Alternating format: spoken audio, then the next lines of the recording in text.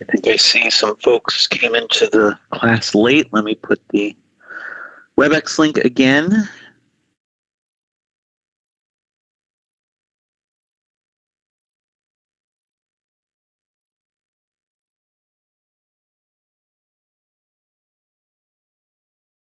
All parts of 2 and exercise 3.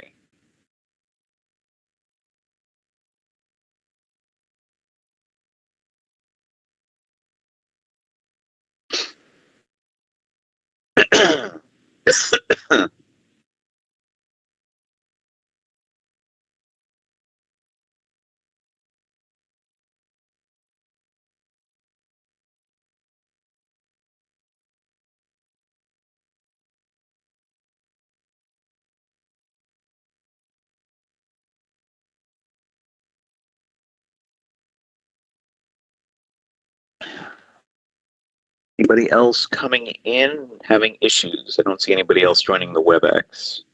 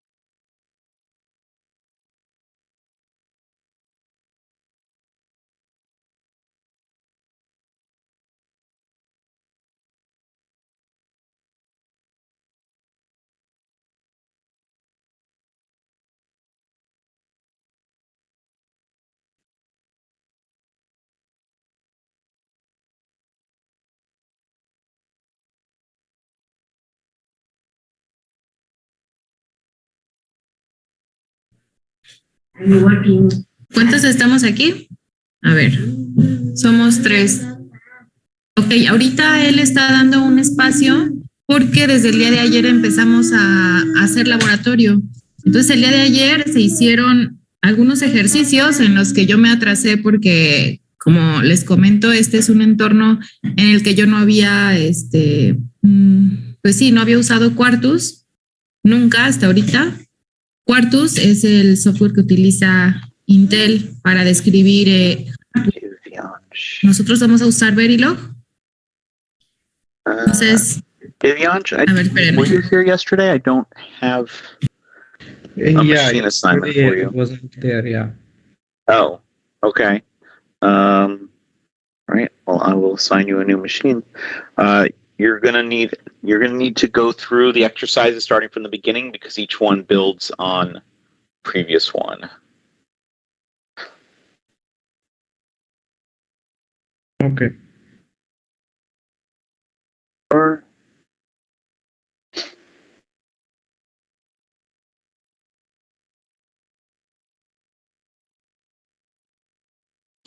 and login and password are in the chat.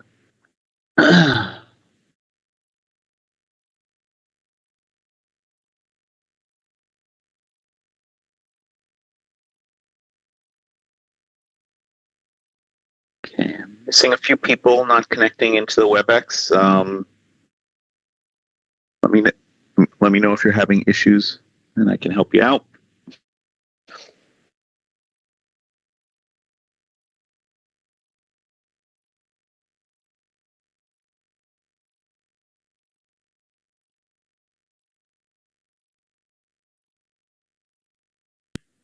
Les decía que si quiere encontrar el botón de sintetizar, o sea, encontrar botones y cosas así, bueno, pues eso me pasó ayer porque no hallaba ni dónde picarle.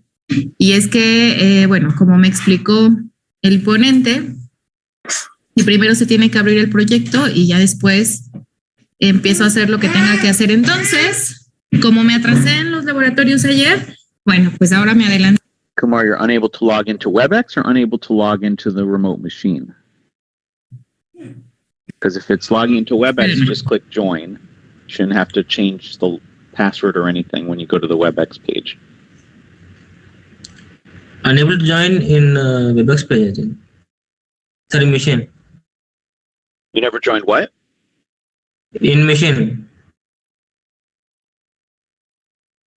You never joined the machine yesterday? Yesterday, I wasn't present here. Today only I have joined. Oh, okay. So click the link to join the WebEx, and then when you get to the remote machine, use the login and password that I just put in the chat. Okay, thank you. But I have to assign you to a machine first once you do connect to the WebEx. Okay. Entonces, como ayer me atrasé, pues hoy me adelanté. Bueno, ayer estuve haciendo los laboratorios porque ya nos dieron los documentos, se los compartí ayer. Bueno, ahorita ya no tengo el link otra vez, pero son estos. Se tienen que hacer todos estos elementos y hoy se acaba el curso. Entonces, háganme cuenta que cada práctica es un circuito, un elemento de estos, y al final se unen en un top. Pero bueno, eso todavía no lo hacemos. Apenas dijo que hiciéramos el 2 o el 3. Ay, no me acuerdo. Pero bueno, yo ya voy en el 4. Y voy a aprovechar que me adelante un poquito para explicarles a ustedes cómo es este entorno, que es diferente. Aquí en sus prácticas pues van diciéndote pasito. So I don't see you in the WebEx yet. Kumar. Pasito a pasito en dónde darle, en dónde picarle, pero The session password is showing wrong. I am unable to log in the WebEx. Yeah, again, just click the link, put in your name and email address, and click join. It's already filled in for you. The password that I put in is for the Windows machine you're going to be connecting to, not WebEx. The same password I have been putting, but it is showing wrong. Again, don't change the password on the WebEx webpage. Just click join.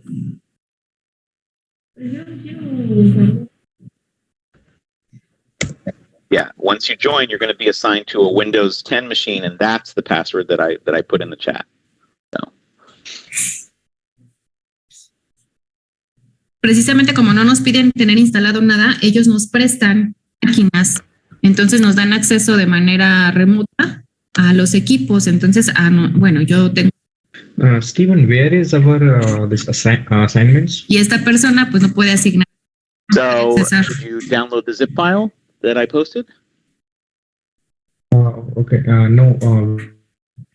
Okay, so you weren't here yesterday. All right, let me put the link again in the chat for the class materials. Thank you. Sure. Esta es la máquina que nos están prestando y aquí es donde está instalado lo necesario para poder hacer las prácticas, cuartos y la herramienta. Any luck, Kumar? ¿Qué es esta? Ajá, pero práctica. No, Steven, I'm still facing problem in session password. Okay, like I said, don't change the password. So close that web page, click the link in the chat again, and then just enter your name and email address and click join. And that's all you need to do. Don't touch the password on the WebEx landing page.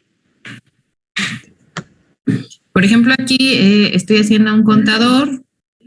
El módulo se tiene que llamar igual que el archivo, eso lo vamos a ver mañana. ¿Y qué es lo que hace? Bueno, que dependiendo del flanco del reloj, es igual, todavía no lo vemos, es un contador que tiene un reset asíncrono. Bueno, dejémoslo en que es un contador y este es el código. Este código pequeñito es el que va a hacer que cuente. Entonces, ya que se tiene el código, se sintetiza. Aquí, bueno, esto no se lo tienen por qué aprender porque nosotros no vamos a usar este.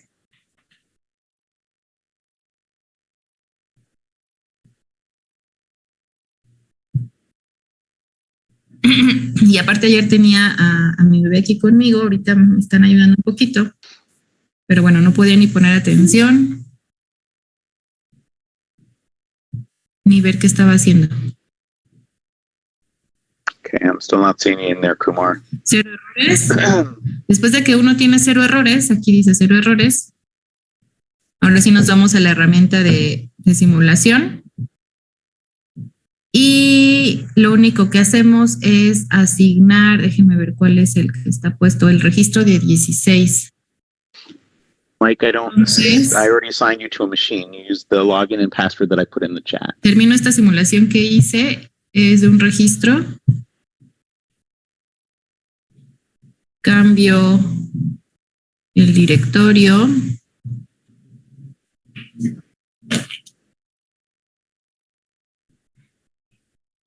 Y déjenme ver. I thought you were connected yesterday. I had a machine assigned for you, but maybe it was a different mic. Oh, wait, no, you're not sure. Hold on a second.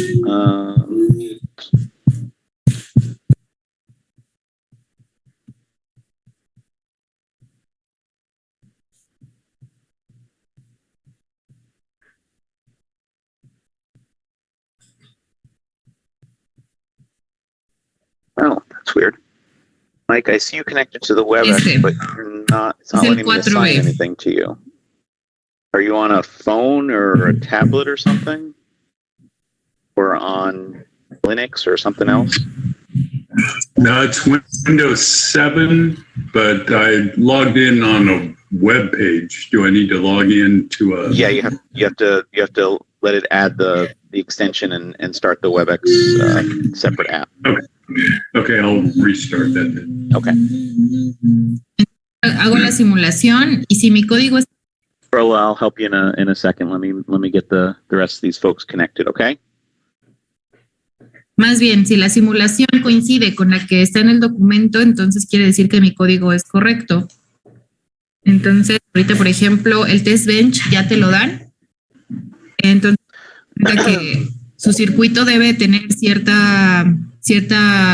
resultados para saber que está bien. Si no coincide con lo que está en el documento, el circuito está mal. Entonces, en esta forma de onda, aquí está el reloj, tiene este comportamiento, aquí está la señal. Fíjense dónde se activa. Y aquí está la cuenta 0123 0123 01. Entonces fíjense que esto que me apareció aquí tiene que ser igual al documento. Y está cambiando cada que sube este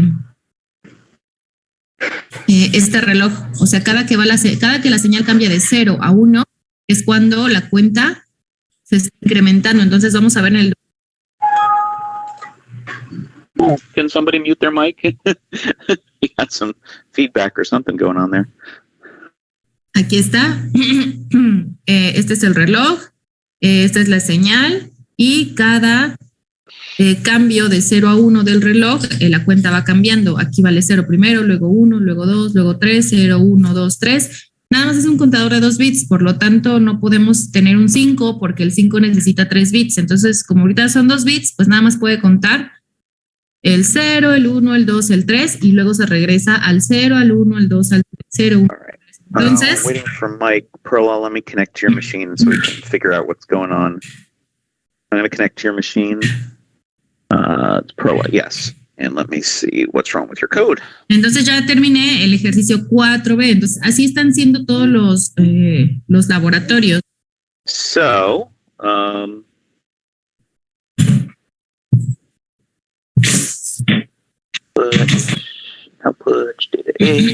todo empieza siempre desde you forgot the assign command. mi diagrama. So you need the assign keyword before you perform the sum.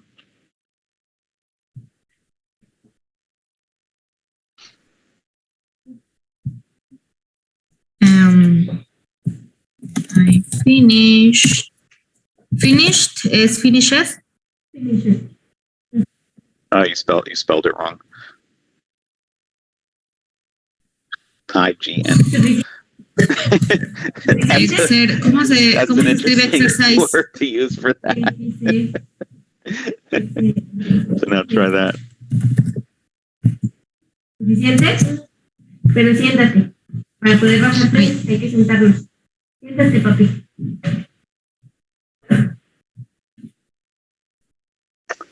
Looks good. Processing. There you go. You're set. ¿Ya acabamos? All right. Steven, can you say the login password of the system? I had already put it in a couple of times already. I'll put it in the chat again. Siéntate. Yo sé que ya te aburriste. Closed and opened. That's why I didn't get them. Oh, Yeah, thank you. okay. Let's see.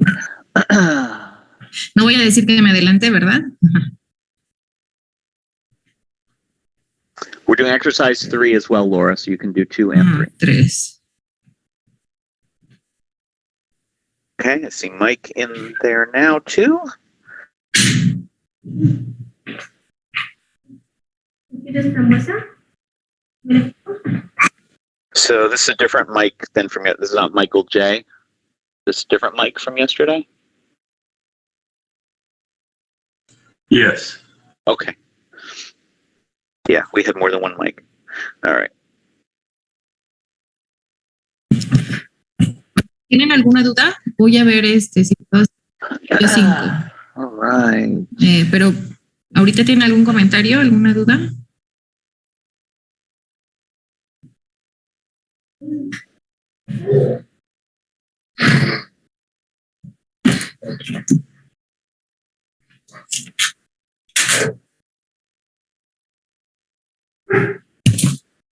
Vamos por tus zapatos.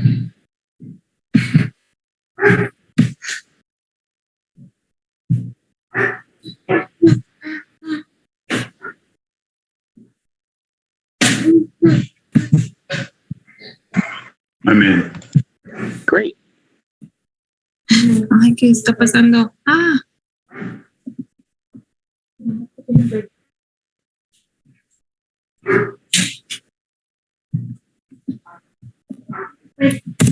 ahorita estoy escribiendo hacia aparte porque en la máquina que me asignaron tiene el teclado con la configuración de Estados Unidos y entonces las teclas que yo le aprieto pues son otros símbolos y me pierdo porque no encuentro pues no encuentro los paréntesis, no encuentro nada.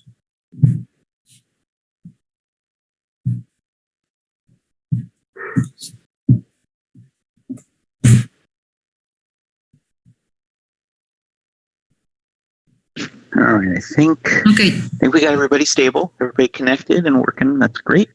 So I'm going to mark the time right now.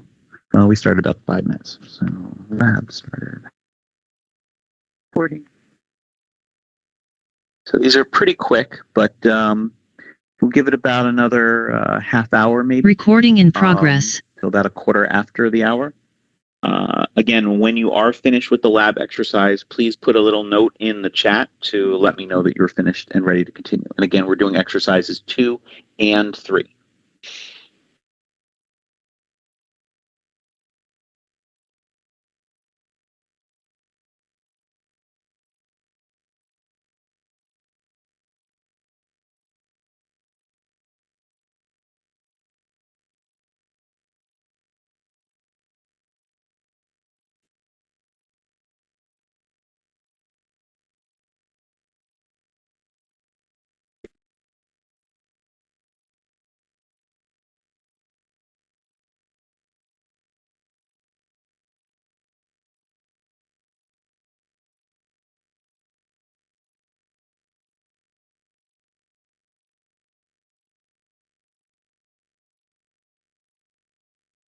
Oh, wow, Laura. Okay, that was fast.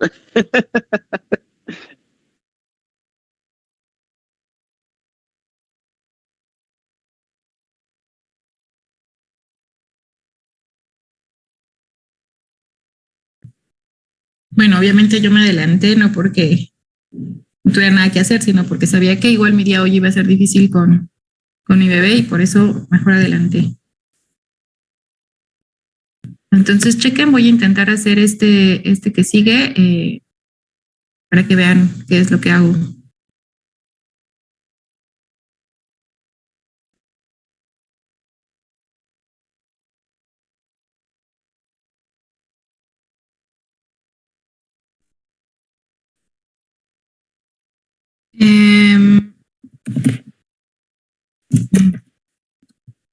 El nombre es el mismo que el del circuito siempre.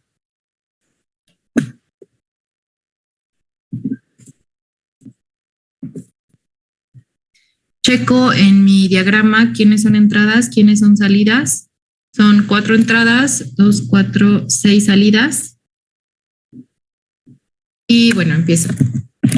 Casi es copiar, pegar de tu diagrama.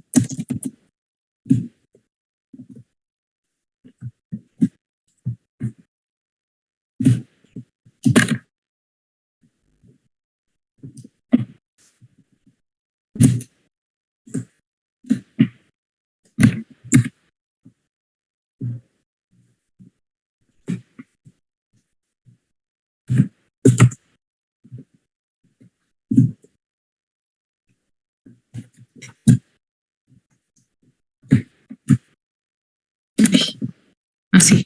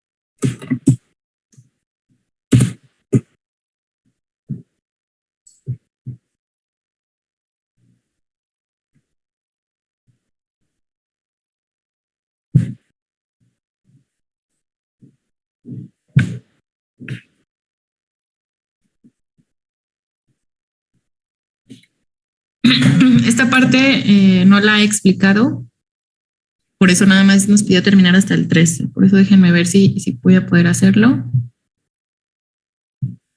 Aunque sea para adelantar algo, porque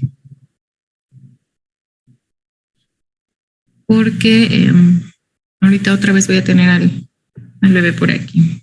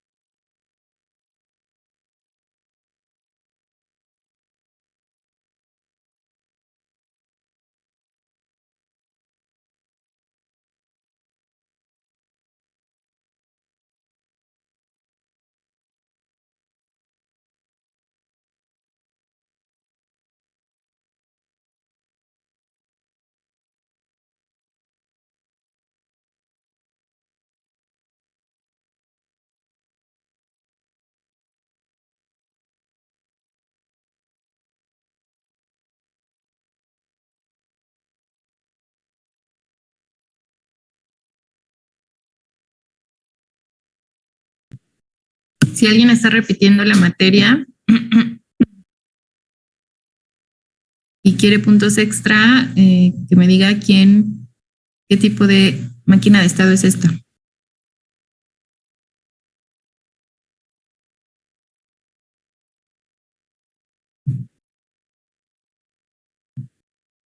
¿No? ¿Nadie? Ok.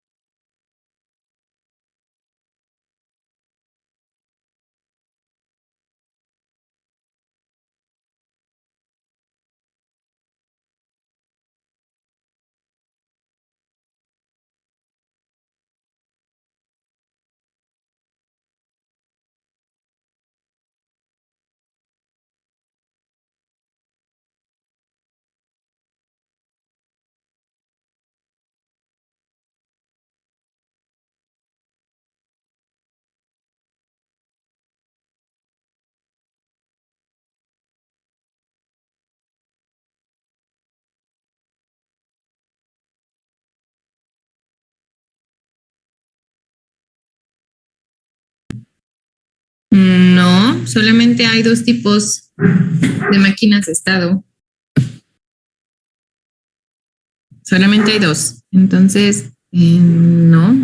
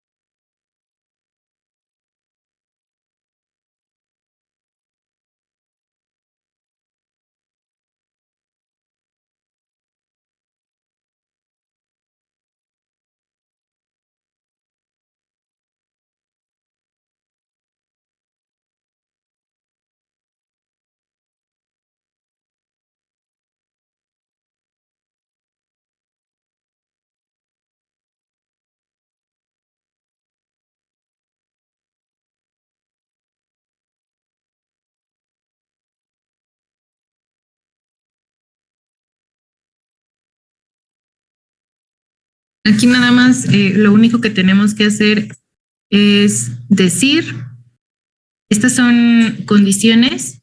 Si esta señal se llama start de 0, ¿qué es lo que va a pasar? Pues que te vas a quedar aquí en este lugar, pero si es 1, pues vas a irte por la flechita y vas a llegar a este otro lugar que tiene su nombre. Este es el nombre 0, o bueno, idle. Este es el nombre 1 o LSB. Este es el nombre 2 o mid. Así. Entonces, estamos diciendo en esta línea, por ejemplo, que si estamos en el 0, en este caso es un caso o es un lugar, el lugar 0. Y si start es 0, ¿qué es lo que pasa cuando start es 0? Pues que me estoy quedando en el mismo lugar donde empecé. Y es lo que le estoy diciendo, que si es 0, me quedo en el 0. Es este 0 que está aquí. Pero si es 1, tengo que irme al lugar que se llama 1. Y es lo que le estoy diciendo aquí, que si start es 1, el estado ahora es 1. O sea, me tengo que ir al estado 1. Y luego tengo que escribir lo mismo o algo muy parecido, por eso ahorita voy a decir copy-paste. Cuando esté en el 1, ¿qué es lo que va a pasar cuando start sea igual a 0 y con sea igual a 0? O sea, con los distintos caminos que aquí me está marcando el diagrama. Entonces, fíjense que, como les repito, les voy a estar diciendo todo el tiempo, es bien importante que sus diagramas estén correctos para que el código también no esté. Que si nos vamos a equivocar, que sea en el diagrama y no en el código. Entonces, aunque este diagrama sea el borrador número 10, no importa, no importa que aún no empiecen a codificar mientras el diagrama esté correcto. Por ejemplo, este ya es un diagrama final, entonces ya nada más estamos casi copiando y pegando.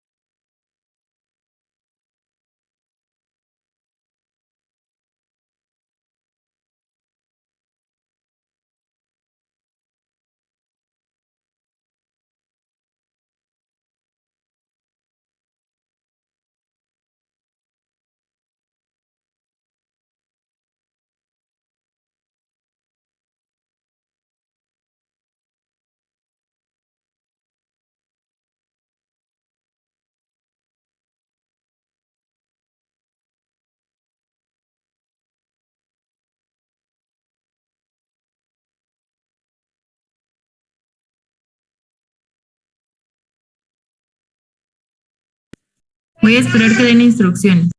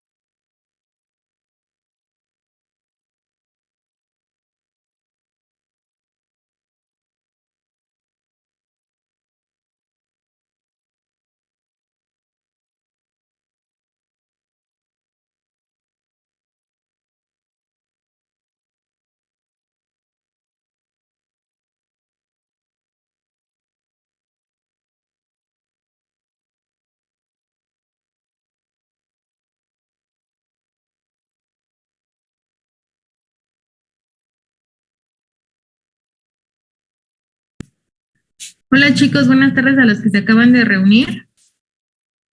Ya estamos, podría decirse que en la casi en la parte final del curso. El día de ayer fue, bueno, el curso es de introducción a Verilog, por si no se acordaban de...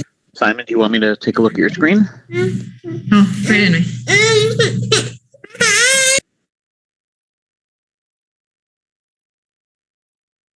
Simon, can you hear me? Do you want me to take a look at your screen? Yes, please. It's saying text macro undefined, but I can't see why, because they look like valid booleans and decimals to me. Okay, let's see. Line 21. Shift out.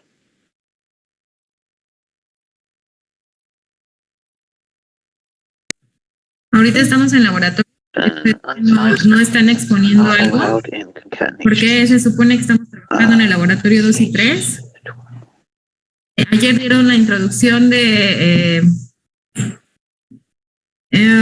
lo básico de Verilog, pero bueno, todavía falta mucho, que es la parte de hoy. Pero ahorita está haciendo un espacio para esos dos laboratorios, para seguir con ellos. Shift control equals Entonces, one. ustedes atiendan en lo que puedan.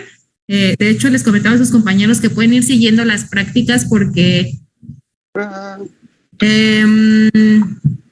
que sigan familiarizándose con el código, lo pueden hacer en la herramienta online.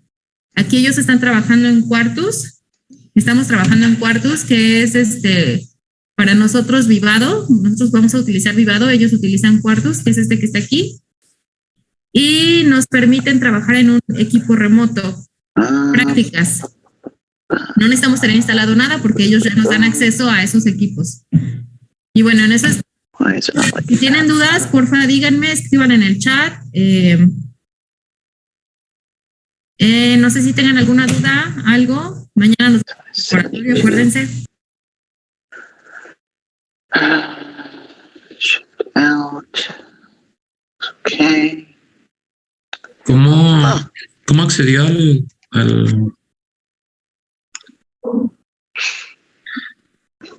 programa que están utilizando o podemos utilizar el Vivado nosotros? Y hagan de cuenta que es una sesión para los que se inscribieron al curso, porque si se fijan son muy poquitos. Shift control. Está Vivado o la herramienta online. Y las prácticas son, no sé si tu compañero Isaac tendrás los archivos que te mandé ayer, el link. ¿Los puedes compartir con tus compañeros para que puedan seguir las prácticas? But it is sized.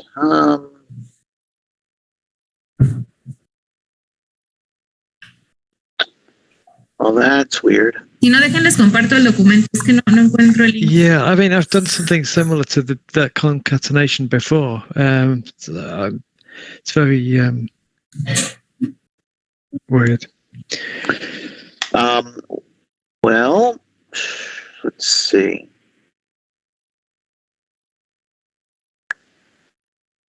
Just thinking here. Well, it's not an issue with the concatenation. It's an issue with your 4. Are you using apostrophes there? 4 apostrophe D0. Okay.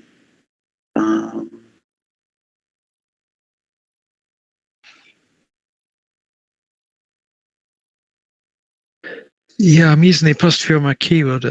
It's a UK keyboard, though. Yeah, I'm assuming it's passing through the same character to the keyboard on this remote machine. Yeah, that's my concern. Save that and try again. Let me alter. I could alter the input method on this. Oh no, don't worry about that. Let's just see if what you just did. Okay. Did anything? I've had folks from Turkey connect to our machines and switch the keyboard and language to Turkish, and we've had all sorts of issues when people do that. So, actually, there was when I initially opened Quarters, I had to change it from Finnish. Finnish gentleman must have. Yeah, they tend to change the language and not put it back, unfortunately. But Just run synthesis and take a look. See what it says now.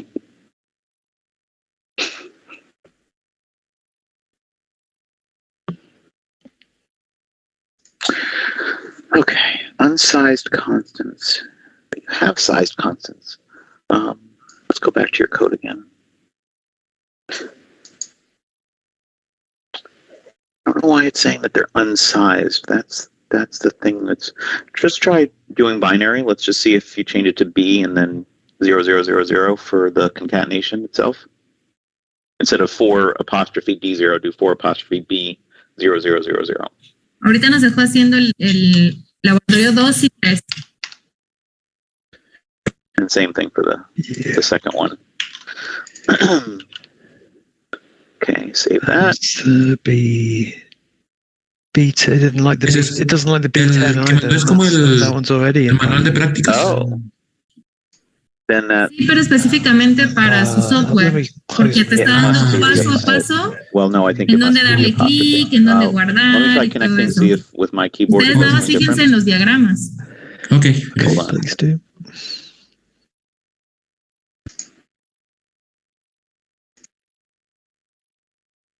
Yeah, that looks different.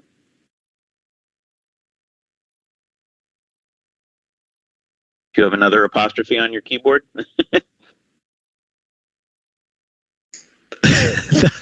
I don't think so. I'll change the setting. I think you're putting on an American keyboard, it's the upper left key, which we call a tick, as opposed to an apostrophe like that.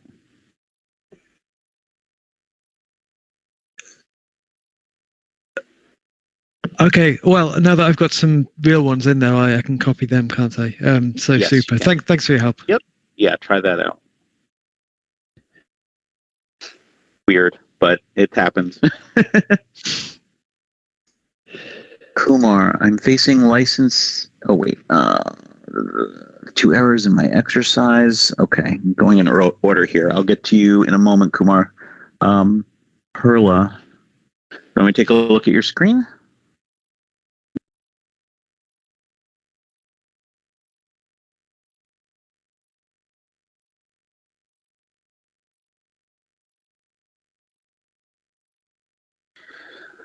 Okay.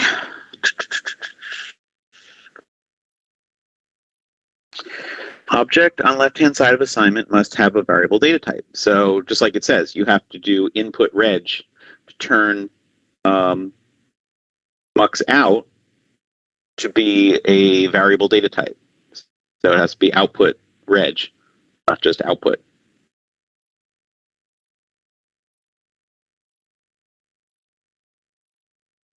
You output space reg, and then it will work. Remember, anything on the left-hand side inside a procedural block must be defined as a variable data type. Nope, not underscore, space.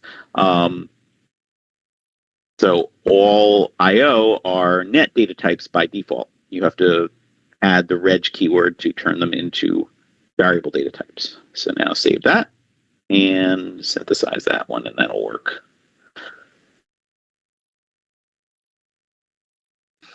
Or it should work. We'll see.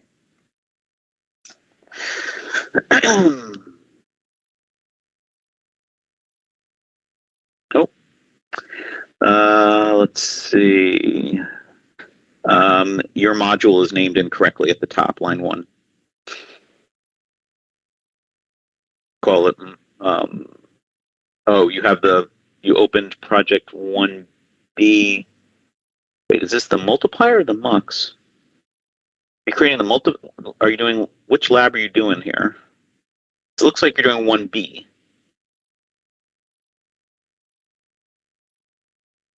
But 1B was the multiplier, so I'm confused. I don't know if maybe you accidentally are using the wrong project.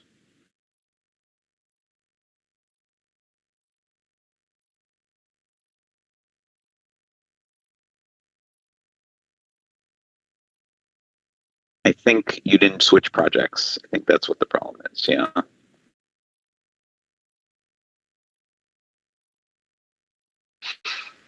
Okay, it should be an exercise 2A.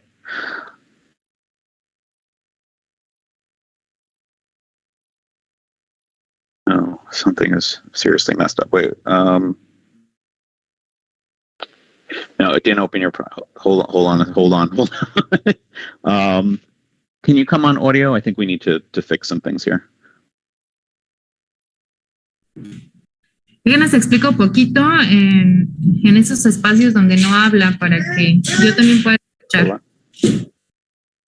a los que recién entraron. Este es el equipo al que nos dan acceso. Aquí es donde está todo el software que se necesita para no tener problemas de licencia y esas cosas y de que maestro. You can hear me now? Yes, now I can hear you. Okay. So Thank you. we've got a few things going on here. Let me. Can I drive to help you get back on track here? Okay. All right. So first, let's open exercise 2A. I am not sure why it is saying Okay, that. entonces tenemos que poner el código So we need to fix that. aquí. Hacerle síntesis, ya explicó lo que es síntesis el día de ayer, igual lo vamos a ver mañana. O bueno, lo que corresponda al laboratorio de mañana. Vemos si es correcto. Aquí nos dice que no tiene errores. Entonces, ellos nos proveen de un test bench. Ellos hacen el test bench para nosotros probar que lo que escribimos en hardware esté correcto, para saber, o sea, nos dan el archivo de prueba y si la simulación se parece a lo que ellos nos ponen en el documento, por ejemplo aquí, la simulación se parece a lo que tenemos aquí en el documento, pues entonces lo que hicimos estuvo bien. Close this. Give ¿Cómo yourself hacemos la space. simulación? Bueno, You can have longer files here. nos vamos al entorno de cuartos, que bueno, que ya Verilog file. en el documento viene. Paste in what you had, and then we'll save that. Y se corre la simulación con el as test bench que ellos ya nos proveen. Y box. nada más observo que mi simulación o que el resultado corresponda con la que me pusieron en su Okay, let's make sure you still have your en el file from el 1B. contador. Está por acá. No, you overwrote the multiplier. ¿Es este? Okay, so we'll just fix that by just using the solution Me file. adelanté yo un poquito el día de ayer a los laboratorios. Okay. Oops. Yeah, hold on. Let me just get the solution file to save you some time here, because we're Y vemos que este es un contador. La cuenta se you'll need que that hay un later. cambio de 0 a 1 de esta señal que está aquí arriba. Únicamente cuando hay un cambio de 0 a 1 es cuando se incrementa. Okay, so here Uno we're aquí in vale box 2, 4. aquí vale Let me 3. just make sure that mult 4 Vemos by aquí 4 is still en el correct. documento y sí, cuando hay un cambio de 0 a 1 se está incrementando 0, Yes. Okay. 2, So 3. now you can Entonces, mi simulación corresponde con la del synthesize documento. this and, Por and lo tanto, simulate doy this por one. concluida Okay. Thank you very much. Yes. Sure. Thank you. doy por concluido ese ejercicio. All right. Next Y así on my estamos list, ahorita. Kumar, license issue. All right. Es introducción a Verilog, por lo tanto, por eso les digo que ustedes pueden entenderlo bien por las I'm going to connect your prácticas que machine, hemos Kumar, and tenido. see what you're talking about. Okay. Let me check your license. Hold on a sec. I'm going to connect to your machine and control it here. Just get this going real fast.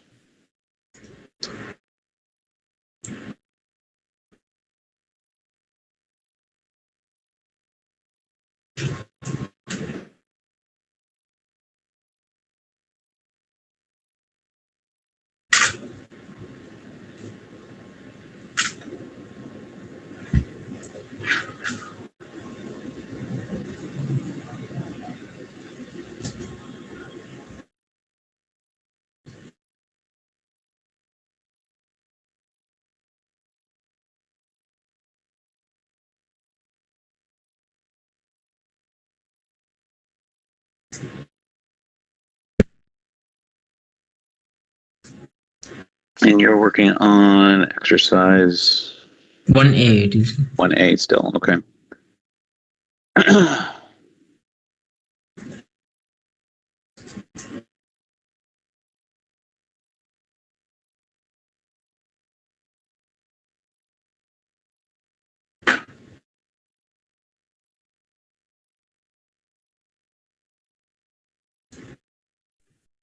Aquí estoy codificando en el que les mostré la primera práctica, porque en la computadora los signos de puntuación no los encuentro. Entonces primero lo hago aquí y ya luego lo copio y lo pego en la máquina que me asignaron. Ahorita estoy codificando una máquina de estados. Únicamente estoy pasando del diagrama al código, porque bueno, ya viene ahí. Okay. En lo que regresa a las diapositivas él, porque está esperando que todos terminen los ejercicios 3. Should not be happening. Entonces, no sé cuánto tiempo vaya a dar para eso. Mientras yo me adelanto.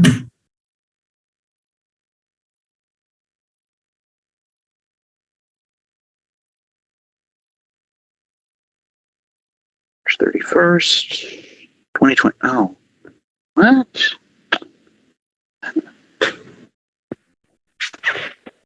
It says 2020. Why is it still saying 2021? Oh boy. Okay.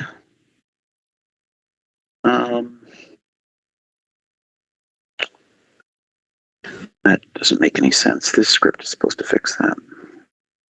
Estoy escribiendo este estado, que es el 2. ¿Qué va a pasar cuando esté aquí?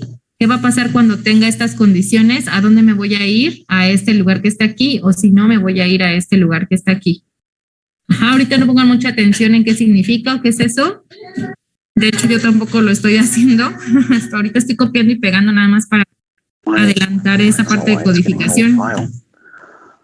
Hold on.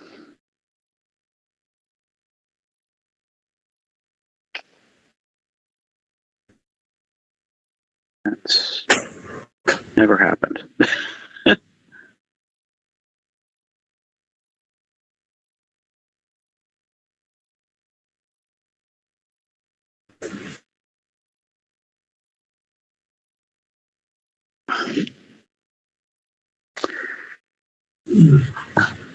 Mike in the chat, where do we find the mux4 tb.do file? It's in the same project directory in the mux4 project.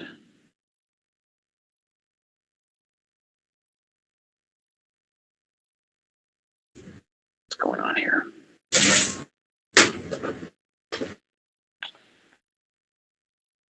Should still be perfectly fine.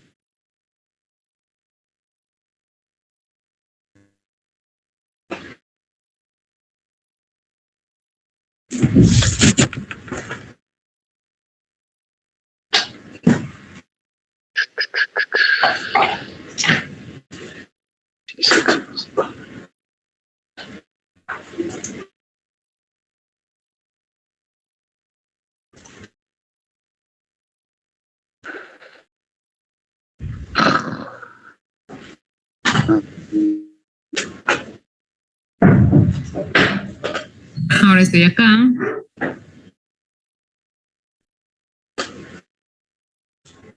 T67.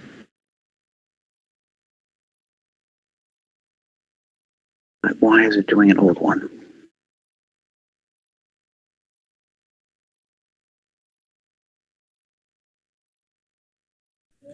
Sí, ya abrieron todos los laboratorios. Bueno, el documento que les envié.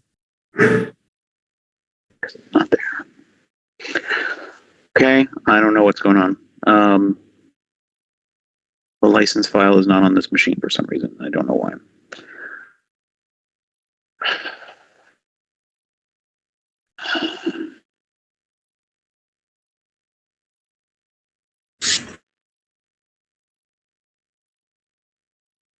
Okay, I don't know what is going on here.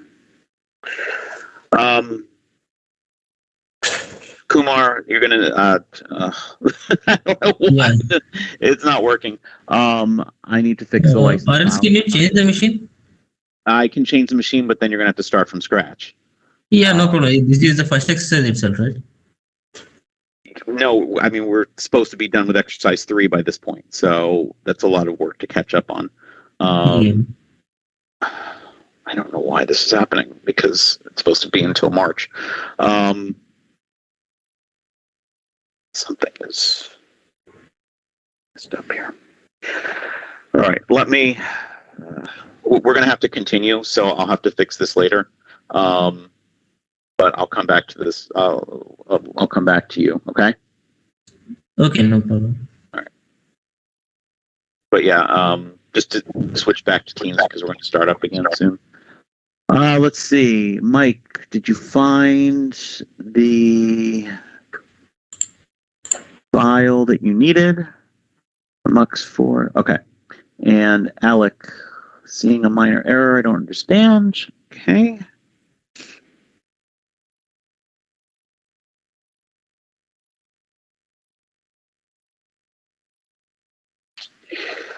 What is the error that you're seeing, Alec?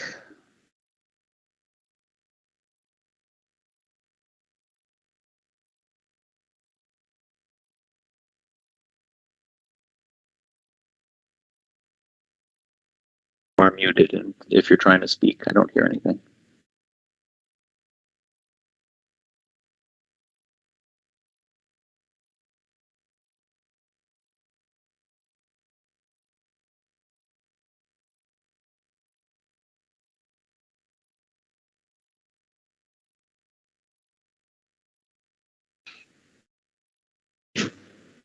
Alec, did you need assistance? Sorry, it's been 10 minutes, I know, since you posted that, so.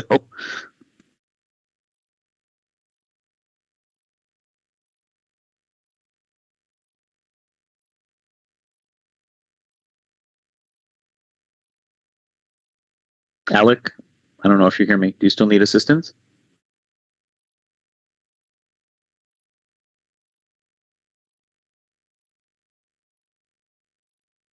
Okay, I don't know if he hears me.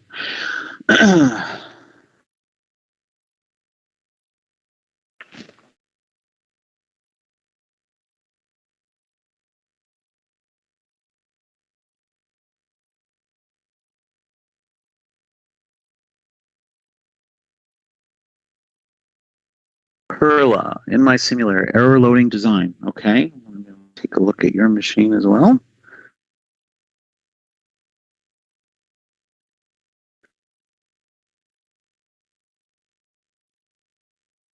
Did you switch the directory as usual?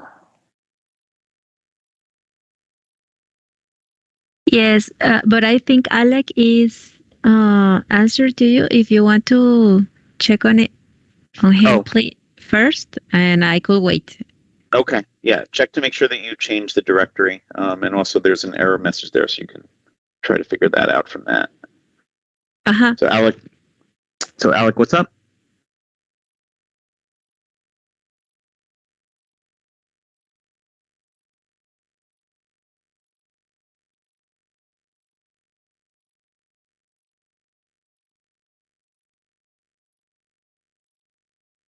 Alec, I don't hear anything, so I don't know what's wrong.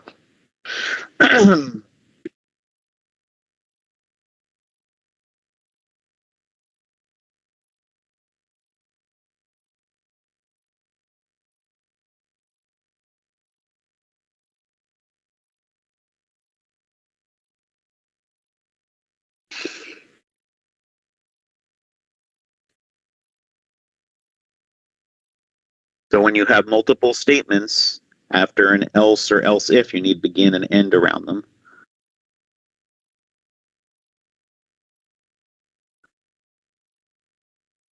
So you've got two statements each in those else ifs. You need begin and end around them. And also, you're doing two assignments, the same thing. Yeah, you don't want to do that anyway. You should just do shift out equals input shifted forward. You don't need to put in input into shift out and then shift it. You can do it all in one command. So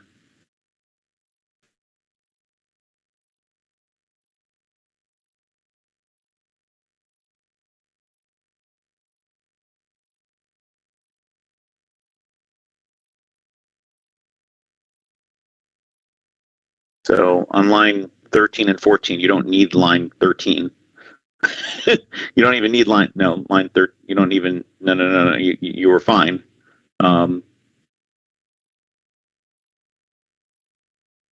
No. I'm talking. I don't know if Alec can hear me.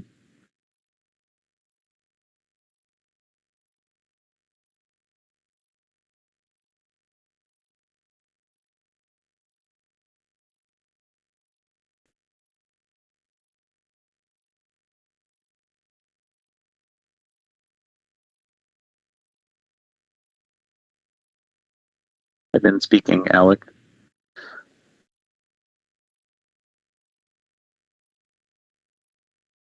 Okay.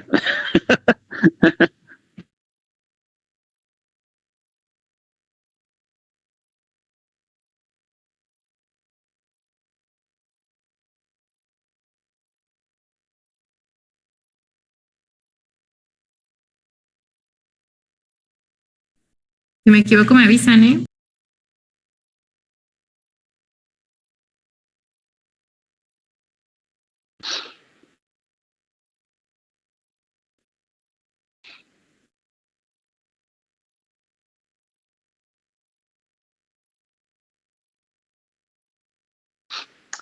All right, Alec is going to disconnect. So, Perla, what did you figure out your issue, or do you need me to take a look while Alec is reconnecting? I changed the directory, but it still is giving me this error. All right, let me take a look while Alec is reconnecting here. Oh, now I can hear, Alec. Now I can hear. I can wait. I can wait. No, I'm already connected to yours. So, Okay. let's scroll up a little to see what the error is. That's it. No, down at the scroll down at the bottom there. That's the everything I have. Oh, okay. So line 30, Mux cell not found in the connected module. So let's go take a look at your file. Okay. I was working right now in the other file, in the other project. Okay. So Well, let's just do a file open. Oh, yeah, you can save that. Okay, that's the. I'm just close this project and open. Oh no, you don't have to close the project. Let's just open the design file. So do file open. And now you can open up the file, the Mux, or whichever one was causing an issue. This one, right? I don't think the input is called cell. Isn't it supposed to be Mux cell? Oh. Mux. Going back and taking a look for myself here. Like that? In exercise 2A, yeah, it's called Mux underscore cell, not just cell. That's why the test bench is failing, because it doesn't see the signal. Okay. Mux cell. Yeah. Okay. Okay. I have to open the project to synthesize this. You could if you wanted to check your code, but you don't really have to. You can just switch back over to the simulation tool and simulate it, because Model Sim doesn't look at your Cordis output. It's just looking at the HDL code. Perfect. Thank you. Sure. All right, Alex. So let's try again. Can you hear me now, I hope? I can, yeah. You were just on hold for some reason. Okay. Yeah, I was talking and nothing was okay. So first of all, you do not need two lines for the issue that the error is saying is because you don't have begin and end, but you don't need begin and end because you don't need to do two assignments in each of those conditions to say shift out equals input shifted by 4. Oh, I see. Can I just say you can get rid of line 10 or just add the shifting there? So could I do something like this and just delete that line? Yes. Okay. Oh, is it like a redundancy issue? Well, you're thinking like a software person. That's exactly what you did. You're thinking Yes, that you have to store something in a variable first before you can act on it. And that's a very software way of thinking of things. But with hardware, we've got just a signal coming in, and you can do the shift all in one shot. Okay. Yeah, that's pretty slick. Yeah. So let's see if that fixed it.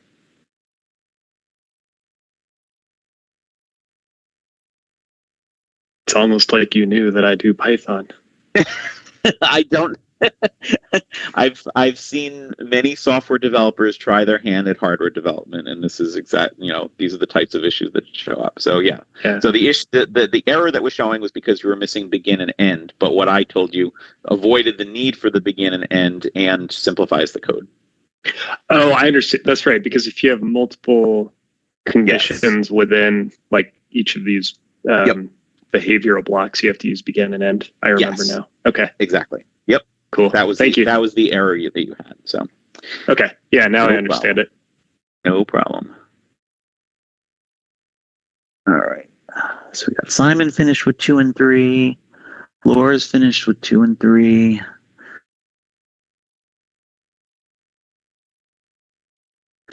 Kumar, I don't know why there is a license issue, but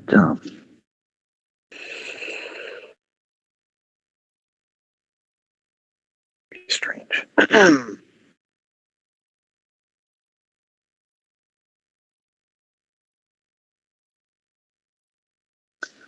check another machine, Kumar, before I assign you here. Aquí por no leer, aquí decía que ya estaba. Es que en los demás ejercicios no nos daban el punto V, lo teníamos que hacer nosotros. Y aquí me fui directamente al diagrama y aquí está diciendo que ya está. Entonces sí, me acabo de dar cuenta. Entré a mi sesión y ahí está efectivamente el archivo que ya ellos nos, so Kumar, I'm going to assign you to a different machine so that you can, we'll have more lab period later.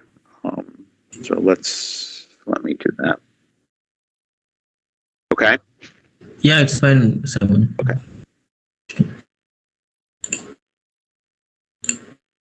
Yours is the only machine that's having a licensing issue. I don't know why.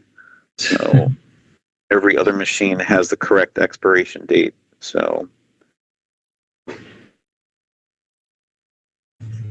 okay, I moved you to 113 from 116.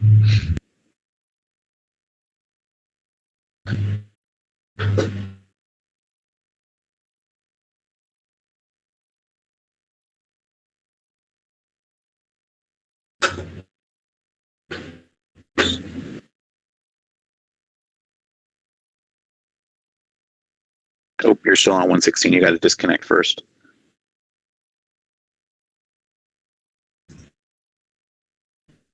You got 2 sessions open. Let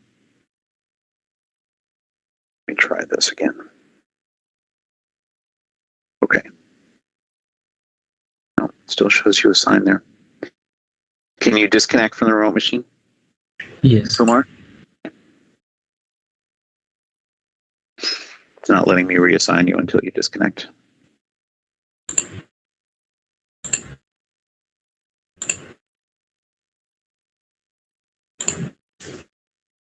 Okay. Now we'll put you on 113. That should work. Okay.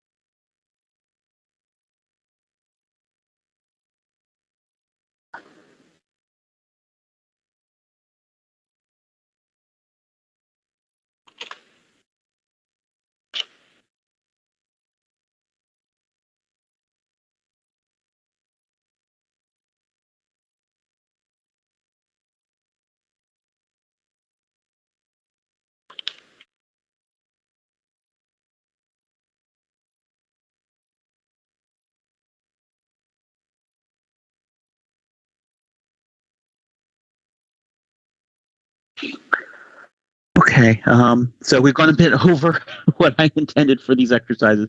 Going to give it about another 5 minutes, and then we're going to start up again. So if you're not finished with exercises 2 and 3 yet, we'll have more time in the next lab period. But I want to go to the next topic, and then there'll be more time to work a little bit. So it's 10:50 my time right now. So we'll start at 5 minutes to the hour.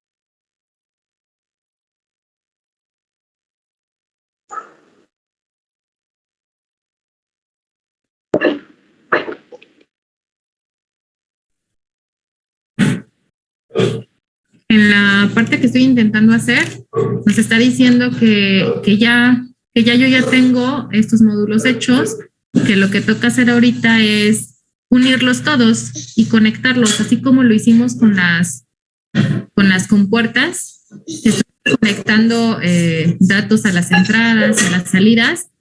Pues ahorita, antes de conectarlos, lo primero que dice que tenemos que hacer es que todos estos aparezcan en el top. Entonces, voy a hacer que todos los circuitos que ya hice aparezcan en este archivo. ¿Cómo lo voy a hacer? Bueno, pues nada más se van a dar cuenta que el código nada más incluye entradas y salidas de cada uno de los módulos, no incluye nada de lo que tiene por dentro.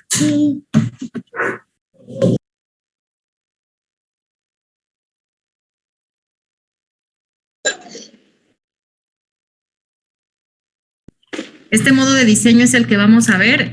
Todo se está haciendo de lo general a lo particular. Bueno, en este caso se hizo al revés, más bien, porque se empezaron a armar los circuitos uno a uno y ya después se está armando el general, que es este que voy a hacer yo.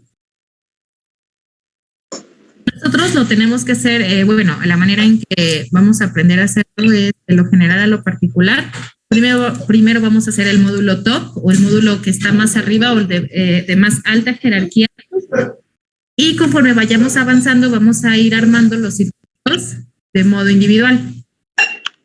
Entonces nosotros lo vamos a hacer al revés.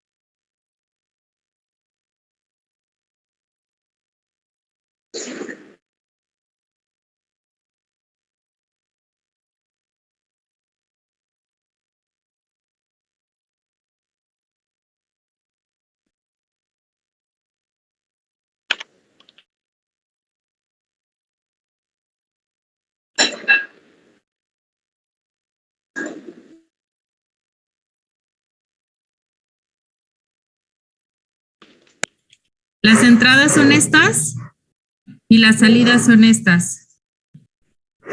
Vayan viendo la sintaxis de esa parte.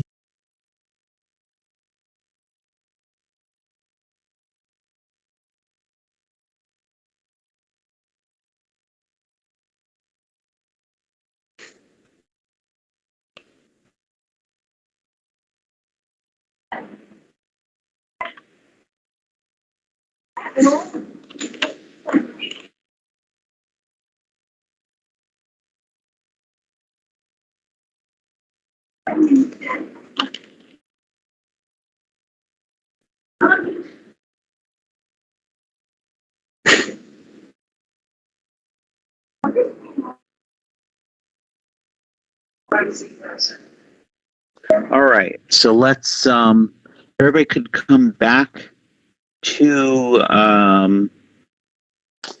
the Teams meeting.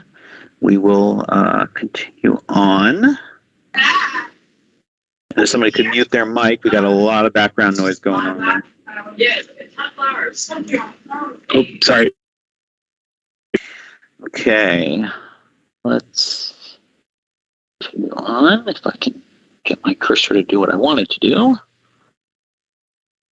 All right.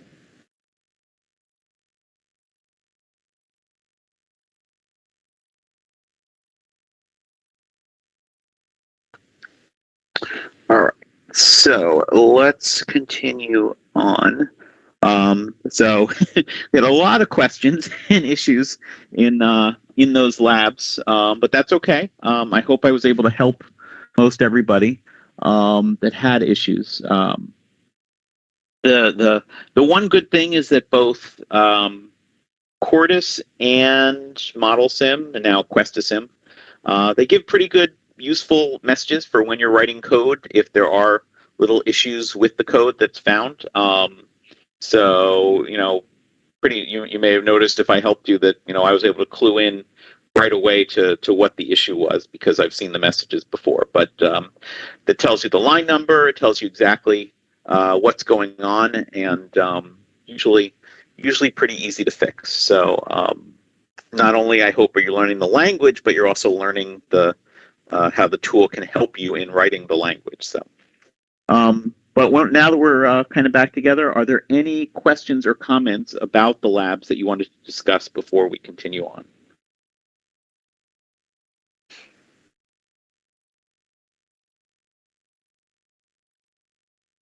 Well, okay. So let's continue and start talking about loops. So we're still inside our procedural blocks. So we're talking about other behavioral commands that you can put inside a procedural block. And we're talking about loops. So in Verilog, there are 4 types of loops, which are mostly self-explanatory: a forever loop, a repeat loop, a while loop, and a for loop. Okay.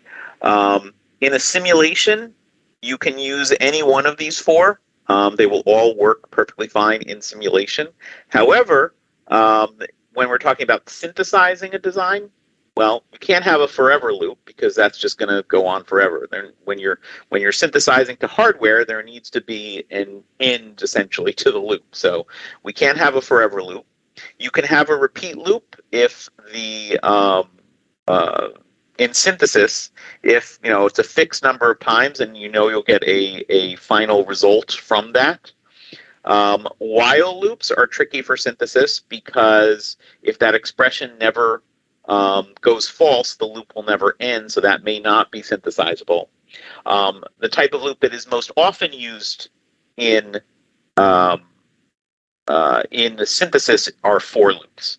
So for loops are pretty much almost always synthesizable because they will only there's a fixed number of times that it's run and there's a fixed ending for the loop. Okay. So let's look at the coding for different types of loops. Forever loop. So here in initial block we've got our forever loop. So what this is basically saying is that every 25 time units, clock is going to get inverted. Okay. So this is I don't know how many times I've shown you already how to create a clock, but this is yet another way to create a clock in a simulation. Okay. This is not synthesizable because, again, it never ends. If we're synthesizing to hardware, we need to have a definite end to, that behavior. So this is not synthesizable. A repeat loop. So a repeat loop, like I said, can be synthesizable because it is a fixed number of times. A repeat loop, unlike a for loop, is non-conditional. So the repeat loop always is going to run, in this case, 8 times. So if rotate equals 1, then we're going to set temp to data 15 and then do a left shift 8 times. Okay, so temp will keep getting reset to whatever data 15 is, though, because that's what the assignment is. So repeat loop can be synthesizable. Okay. The while loop, again, in many cases is not synthesizable because there's no guarantee of when the loop ends. In this example, we do have a condition while count is less than 101. Then we're using some more simulation directives to display text in our simulation tool. So $display, kind of like your printf in other programming languages. So count equals %d. That's going to display a decimal value, and then we specify what signal should be displayed, in this case, the value of count. Okay? So this would not be synthesizable. But like I said, what's most often synthesizable and what you're going to use for synthesis is a for loop. Okay, the for loop executes once at the start of the loop, then executes if the expression is true. So in this example, first of all, you need to declare an index for the for loop. So in most cases, that's just going to be an integer. So again, of course, that could be any name you want to give it. We're using I. So then we're checking to see if input and count have changed value, okay, to trigger, that's the event control, the sensitivity list for this always block. So then we're going to initialize the bits in result. So we're putting input in bits 3 through 0. Okay, somewhat similar to what you did in the lab exercise, but we're going to use a loop now to do the shifting. If count equals 1, then we're going to set up our for loop. So for loops look very similar to what you might be familiar with in other programming languages. So you specify the starting value for the index, you specify when the loop should end, and you specify how the index changes each iteration of the loop. Okay. I think you can use I++. I forget. I haven't done it in a long time. I think you can use I++ like in C, but don't quote me on that because I'm not 100% sure. So we're doing I equals I plus 1 in this case. So obviously, the first iteration, it'll be result 4 gets result 0, and then result 5 gets result 1, and so on.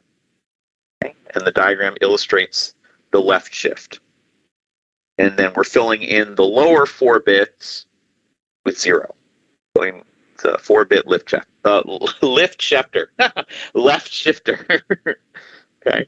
So another way of doing shifting. Again, I like the operation right in Verilog that's there, but this is how you could do it using a loop. Any questions on that code?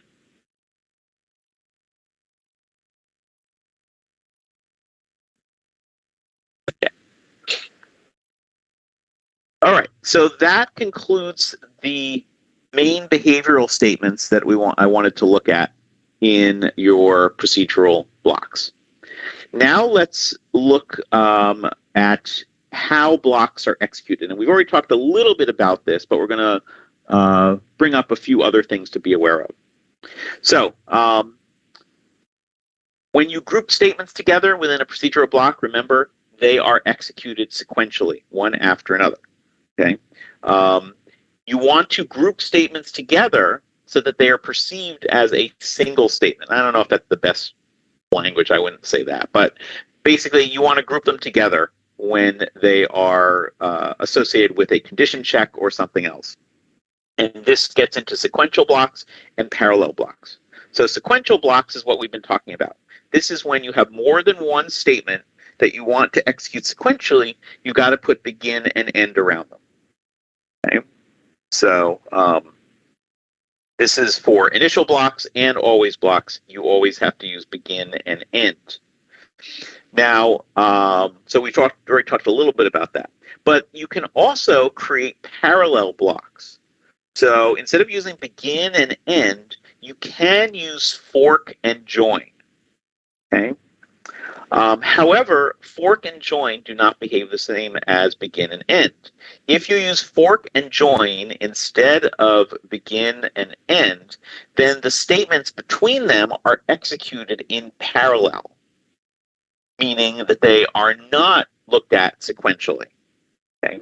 It's basically like having multiple mini processes within a process if you do this. Okay? As such, this is not supported by synthesis. If you did want to do something like this, then you'd be using non-blocking assignments instead of fork and join. Okay? Because non-blocking assignments are what let you do the scheduling so that the left-hand sides are updated at the end of the block, whereas fork and join are truly parallel and that there's no scheduling involved. Okay? So let's take a look at where you might want to use this in a simulation and also compare the two types of blocks. So here, this is code that you will never ever write. This is combining fork and join with begin and end just to create a little simulation to see how things are executed. Okay, so we're creating an initial block, and we've got a number of statements here. The whole block has fork and join around it. So that means that everything inside the block is executed in parallel. Between begin and end, that's executed sequentially. So since everything between fork and join is executed in parallel, we're going to need to look at the delays to figure out the order of operations here, when things are going to happen. So the first value is #10 here. Okay? So that means at time unit 10, A equals 1. Okay? Then we have, since they're executed in parallel, at time unit 15, B equals 1. Okay? Again, these are being executed in parallel. Oops, excuse me. And then just to before I get to the begin and end, at time unit 25, E equals 1. So again, these three statements are being executed in parallel with each other. Okay? Now, with the begin and end in the middle, okay, so you can think of this begin-end block as another parallel process running with the other ones. So, but the statements within it are executed sequentially. So at time unit 20, C equals 1. Okay, and then since it's a blocking assignment here within the begin-end statement, 10 time units later, D equals 1. So that's a time unit 30. Okay.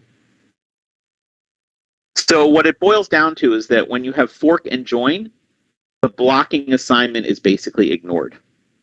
Because normally, with begin and end, A equals 1, and then B equals 1 15 time units later, and so on. But the blocking assignment is being ignored, and it's acting like a non-blocking assignment, kind of. Okay. So for synthesis, obviously not supported at all. You can do this in simulation. You wouldn't usually mix them up like this, like I said, but it is allowed in Verilog. Okay. Any questions on that?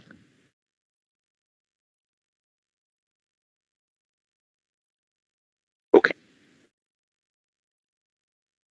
All right. So that is sequential versus parallel blocks.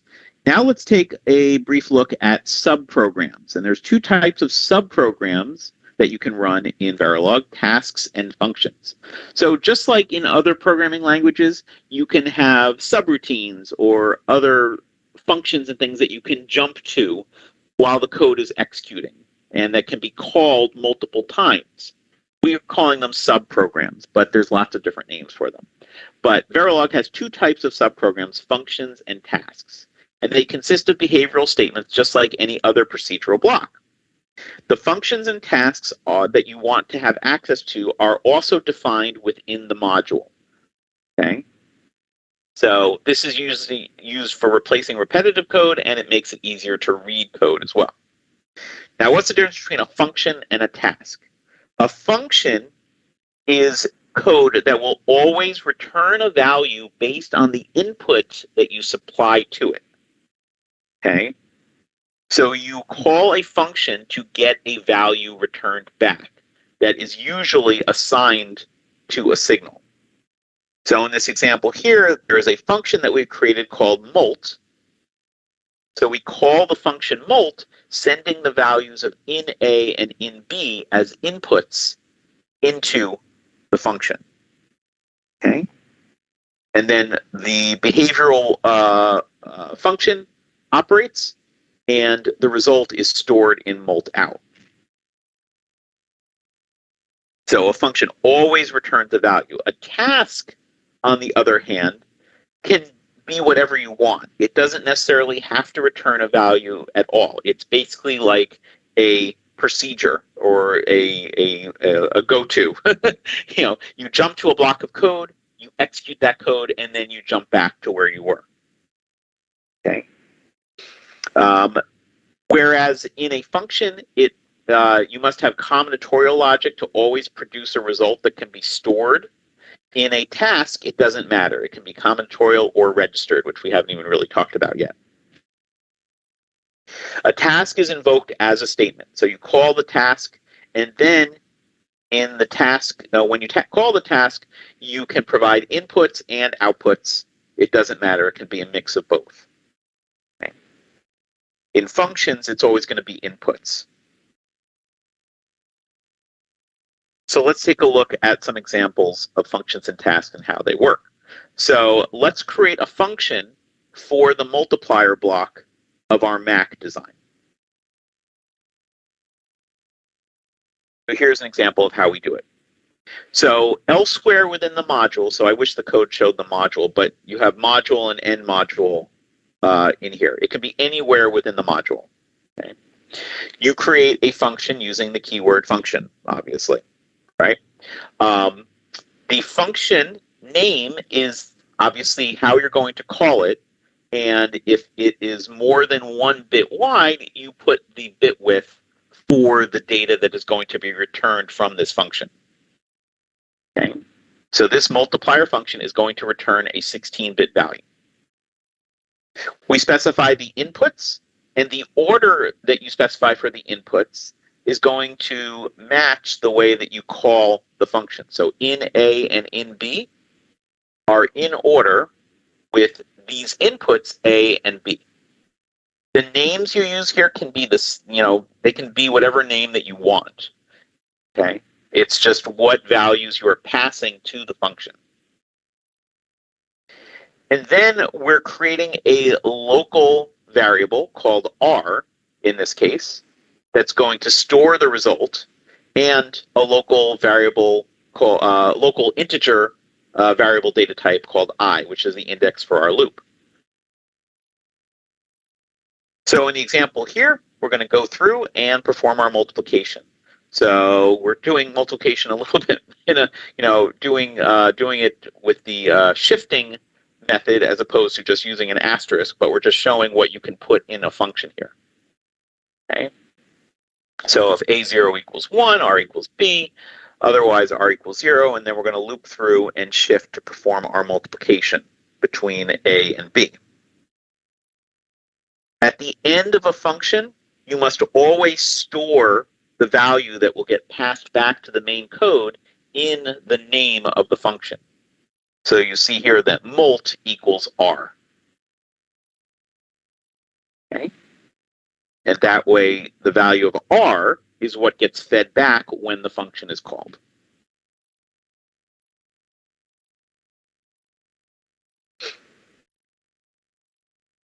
Any questions on that code?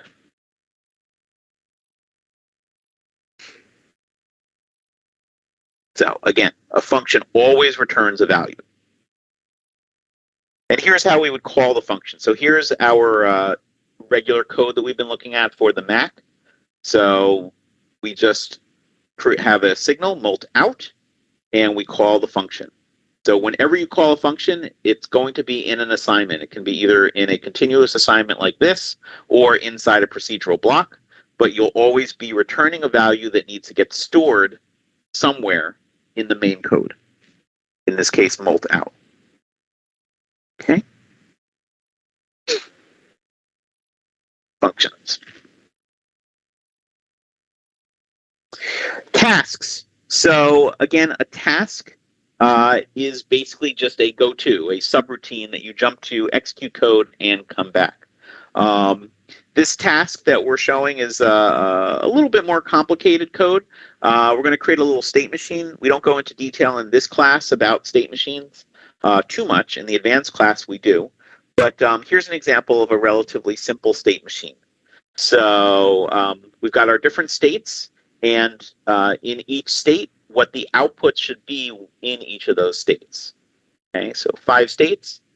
And we've also shown what the input values need to be in order to move from state to state. So NW needs to be high to move to tap 1. There's no condition to move to tap 2, so that'll be on the next clock cycle, and so on. And we go back to the idle state if we're in tap 4 and NW is low, or if reset is enabled. So we can create a task that automatically generates the output depending on what state we are in this state machine. And it'll look like this. So there's a bunch of stuff going on here, so I'm going to explain what's going on. So first of all, we're creating a task specifically for the state machine output. We're not talking about the state transitions. We're just talking about, you'd have a different process for that. We're talking about just the outputs. So we use the task keyword, and we give a name to the task. Okay. And then at the top of the task, we have our port declarations. What are the inputs and outputs? Just like you would for the main code. Okay. So we've got next, first, and cell. Those are our outputs. And we have a single input called filter. Yeah.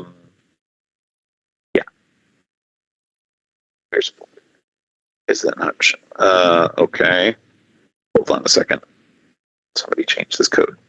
Oh, okay. It doesn't highlight it. So filter is the state register. Okay. So filter stores what state we are in. Okay. To create a state machine in Verilog, you use parameters. So the parameters are used to name each of the states and give them a numerical value. Okay. So since we have 5 states, we're giving values 0 through 4 for the 5 states. Okay.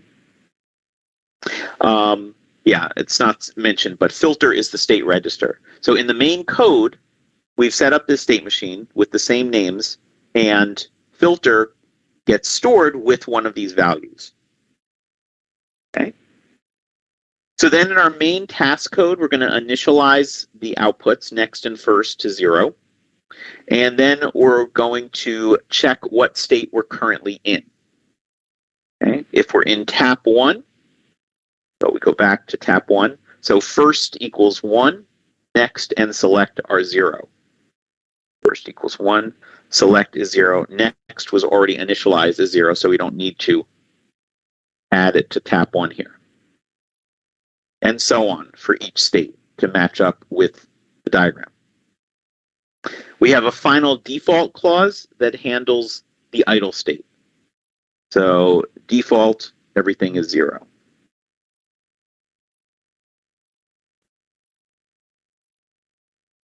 And we have our end and end. That unfortunately, the box isn't big enough. Let's just make that bigger so it's easier to read. There we go. Okay, so we end the default case check, and then we end the case, and then end and keyword end task to end the whole task. Okay. Any questions on that code before we look at how to call it? Just in terms of the style of the Verilog, is it typical to assign? I mean, you could have put in those cases assigning explicitly NXT and first in them, but it's been done beforehand. Is that a typical way you'd recommend to do that, or specify them in each case separately? It's up to you. What we're doing here is we're initializing next and first because they're blocking assignments. So by initializing them, we can simplify the code in the case statement. So only if there's a change to next and first do we need to call it out. So the default here is actually, it's more complicated than it needs to be. It really would only need to say, select equals 0 here, just because of the way we initialized it. It's really up to you. There's no, in general, we do recommend initializing what you can before going into a case statement like this. Right. Thank you. Sure. Any other questions? Okay. So to call the state machine, here we are back in the main code. Okay, and you can see a few things. So first of all, here is our filter state register that I mentioned. So that's a local variable data type that stores a value for a state. And again, the states here are named the same way that they are in the task. Okay. The names don't really matter, again, because we're just creating parameters. It's the values that are important, but we're keeping the same state names and values just to simplify things. So this logic is the next state logic. This is how you move from state to state. So if reset is true, then we go back to the idle state. And then based on the value of filter, the state register, we check to see what state we're in, and we indicate what the next state will be. You'll notice also that we are looking at clock edges. This is how we create synchronous logic, which we'll be talking more about shortly. But we're looking for the positive edge of a clock or the positive edge of the reset signal before we execute the code in this always block. If we see the positive edge of our clock, that means that we may potentially be performing a state change. So we change states only on a clock edge. And you can see that these transitions here match up with the state diagram from a couple slides ago. We move to tap 1 if there's a clock edge and NW equals 1. We move to tap 2 just on the clock edge, tap 3, tap 4, etc. And then to call the task to set the outputs for the state machine, we're going to put that in another always block here. And this is going to be sensitive to changes in filter. In other words, whenever we change states in our state machine, we're going to call this task to update the state machine outputs. And again, the order of the signals that you pass to the task invocation is important. So next, first, cell, and filter matches up next, first, cell, and filter. Again, the names don't need to match up. It's positional, but recommended, it's just easier to read if you have the same names.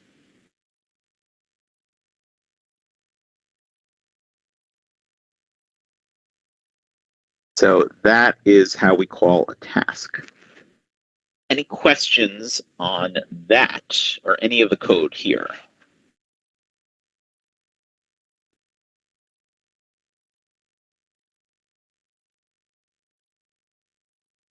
Okay.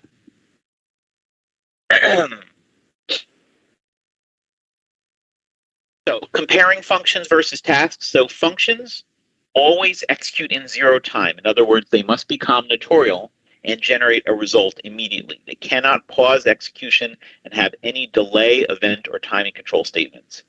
Whereas a task does not need to execute in non-zero time. There can be basically anything in a task. Okay. Functions must have at least one input argument because you're providing information to the function to process and then generate a result that will be sent back to the main code. Okay. The inputs themselves may not be affected by the function. However, a task can have 0 or more input, output, or bidirectional arguments. Doesn't matter. Okay. In a function, arguments may not be outputs or inouts. So it's always going to be an input fed to the function because the function always generates an output. It always returns a single value, and it may not call another function. But, I'm sorry, it may flip that around. It may call another function, but it may not call a task. Okay? A function can call a function because multiple functions, again, all execute in 0 time. They're all combinatorial. Okay? But if you call a task, that might add delay, so you cannot call a task from a function. Tasks, on the other hand, can call functions or other tasks.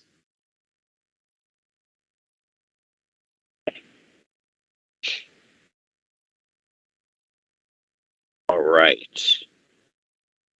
Any questions on functions versus tasks?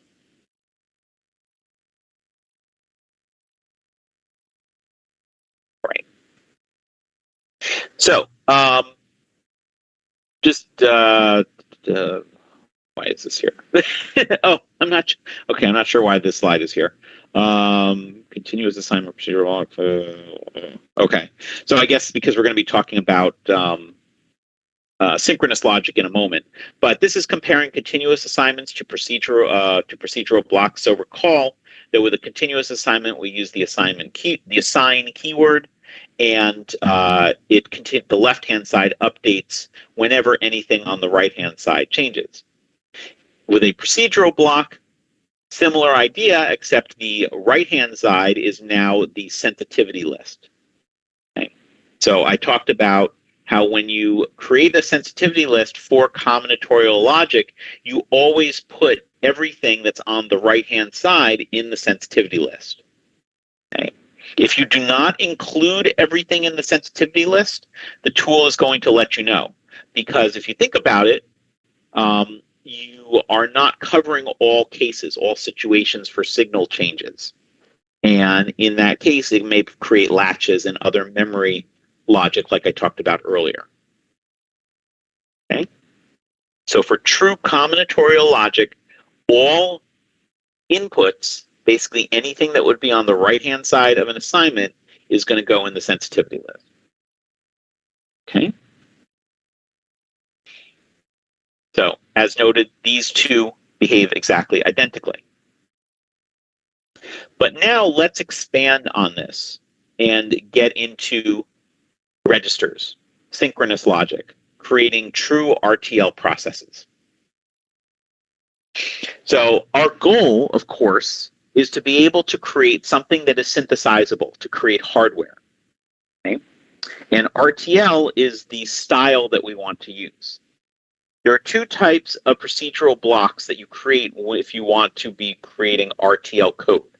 Combinatorial, which is what we've just been talking about, and clocked processes. And that's what's going to let us create synchronous logic, create registers, etc.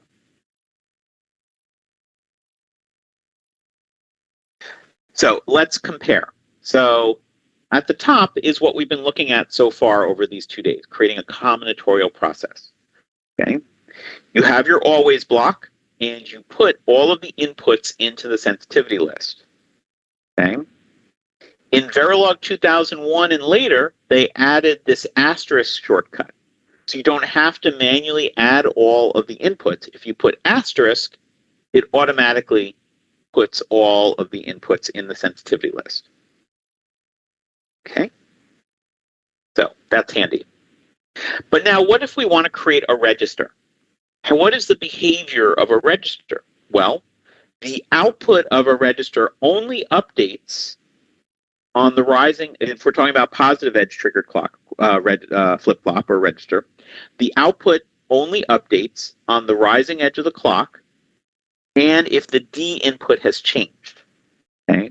If D input is toggling when there's no clock edge, Q does not update. Okay? So what that means is that Q is only sensitive to control signals and the clock. It is not sensitive to D changing. Between clock edges, D can toggle all it wants. You know, it could be some other clock domain that's faster, so it's toggling much faster. But that will not affect the output. Recording stopped. The Q output until a clock edge. So we reflect this in the sensitivity list for our process. So we say this Q output is sensitive to the positive edge of the clock, for a positive edge triggered flip-flop, of course, or the negative edge of our asynchronous clear signal. So this is done for an asynchronous clear, meaning that this could go low at any time. Okay. You'll notice the sensitivity list does not include the D input in this case, because again, the Q output is not sensitive to changes in D. Okay. So that's the key difference between combinatorial and clock processes. Let's expand on this a little bit more. So I was talking earlier about creating latches and things like that. Let's say you wanted to intentionally create a latch. Now, a latch, as you may or may not recall, is a memory element that stores a value, but it's built using combinational logic gates instead of using the register logic resources that are included in the device. Okay? So if we wanted to intentionally create a latch, we would do it like this. So in our always block, we would put all inputs into the latch. So D and gate. So that's different from what we were just talking about, because we're creating a combinatorial structure instead of a register structure. So both D and the gate signal would be put in the sensitivity list. And then we do an if check of gate. If gate is high, then Q gets D. But remember what I mentioned earlier, you should normally have a final else clause. But by not having the else clause here, you're basically saying, okay, what should the value of Q be if gate is low? Well, when the synthesis tool sees this, that there's no else clause here, it says, well, I've got to have some value for Q. So I'm going to create a feedback loop so that Q is maintained at whatever value it was previously. And that's the definition of a latch. Okay. We really want to avoid, in FPGA design at least, we really want to avoid creating latches like this because they're hard to meet timing and they're not efficient. What we want to do is, this is not technically RTL because there's no register here. It's just logic gates. What we want to create is an edge-triggered flip-flop, register logic, so it's RTL. So we put in our sensitivity list, looking for the positive edge of the clock, and whenever there is a positive edge of the clock, Q gets D. Okay. Very simple.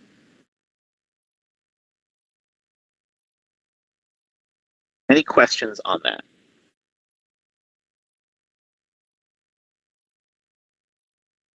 So that's the difference between creating a combinatorial memory element and a true register.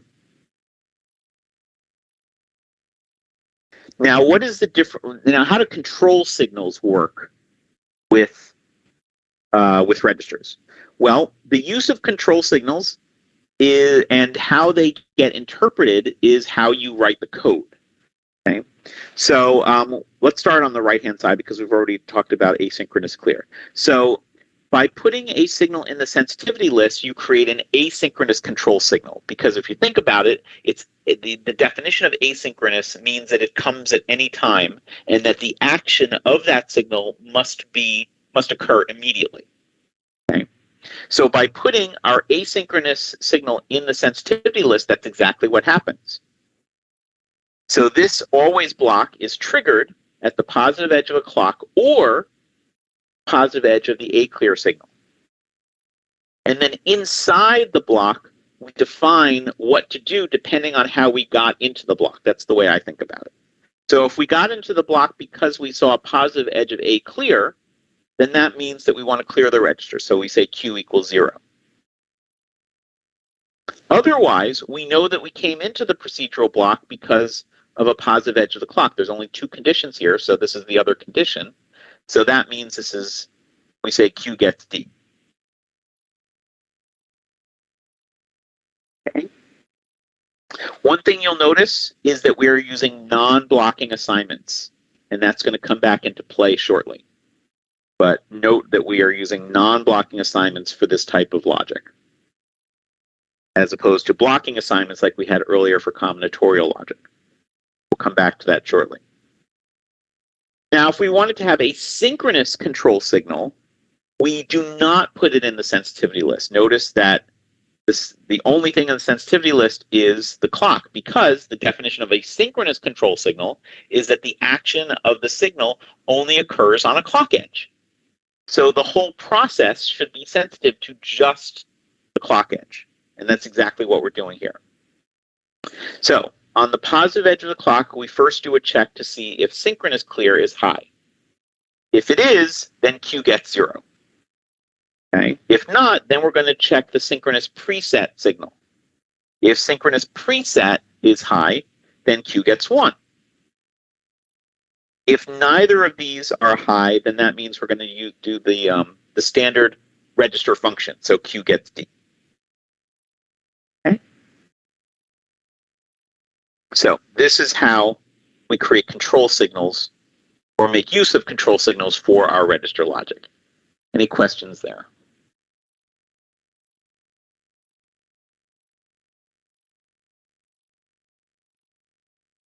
Okay. So it's absolutely critical in the decoding that the priority of the signals is the order in which they're interpreted. Yeah. Sorry, that's a very good question. So the order of the signals, yes. It really depends on the synthesis tool and the hardware that you're targeting. So, of course, to be most efficient, you want to make use of the control signals that are built into the register logic in the target hardware. If you do not code in the correct order, you might still get the same functionality, but it might use additional resources outside of the register to implement the functionality that you have specified. And that can add delay and affect timing. So so we have a user, for example, for our devices, we have a user guide specifically on best coding practices, so that it goes into detail on the ordering of these signals to make use of the logic that is part of the register itself for these control signals. So that's a very good question. Did I answer it? I hope. Yes, thank you. Sure. Any other questions?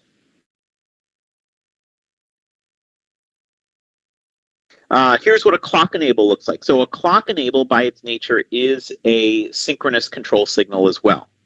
Okay, it only updates the output of the register when on a clock edge if the enable signal is true. Okay, and this actually goes back to what how I just answered Simon's question, is the fact if the target technology does not include a clock enable signal, which does happen on some devices, then extra logic will be implemented to have the same functionality. So a mux will be put in front of the D input that would be controlled by the enable signal.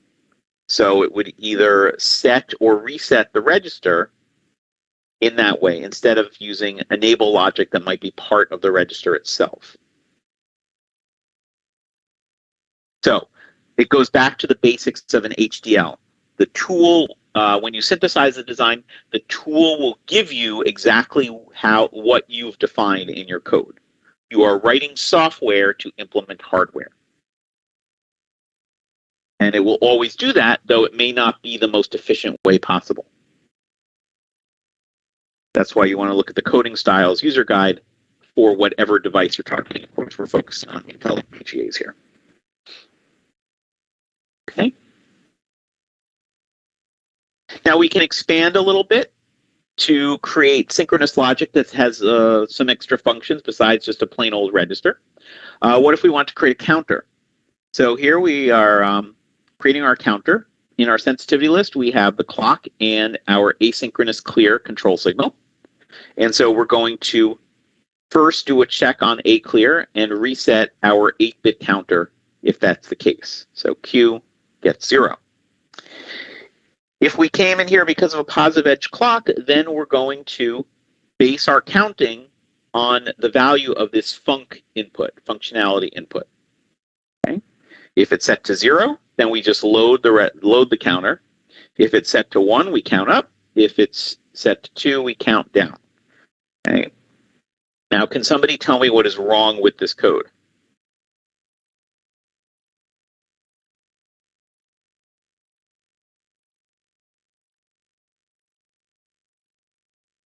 I'll give you a hint. What am I missing?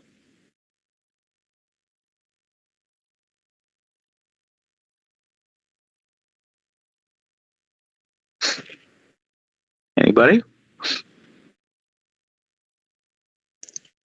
A default statement? Exactly. Yeah, default. Exactly. We are missing a final default here. What happens if func for some reason is 3? We don't have anything for that.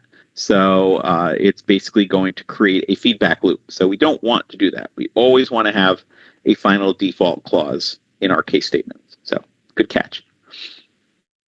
So that's how we could create a counter. So we're building on the basic flip-flop design to add additional functionality. And there's other things that you can build. You'll get to do that in the lab exercise, actually. So I mentioned this yesterday when we were talking about blocking versus non-blocking, but now that we've now talked about sequential synchronous logic, it comes into play. So for combinatorial logic, the easiest thing to remember is if there's no clocking or anything, just always use blocking assignments. And if you are creating sequential logic that has a clock, then you're going to use non-blocking. Okay? This avoids confusion and unintended hardware implementations. Now, what could happen if you do not follow this rule of thumb? And it doesn't have the example here, unfortunately. Okay, I thought it had the example in these slides, but it does not. So, it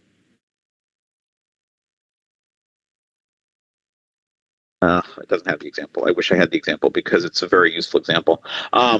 So, how can I describe this really quickly? If you used blocking operators when you're creating chains of registers, okay, no, that's not the best way to explain this. What's the best way? I'm going to find the slide during the lab exercise, and I'll come back with it because it's really important and it should be in these slides. So I'm going to show you that. But anyway, that takes us. Now we're back to our original code. Of course, now we have created synchronous logic, and we understand now that if we have an asynchronous clear, we're going to reset the output of our design. And otherwise, if we came into this always block on a positive clock edge, then we take the adder output and store it in the MAC out register. And that will get updated every clock cycle.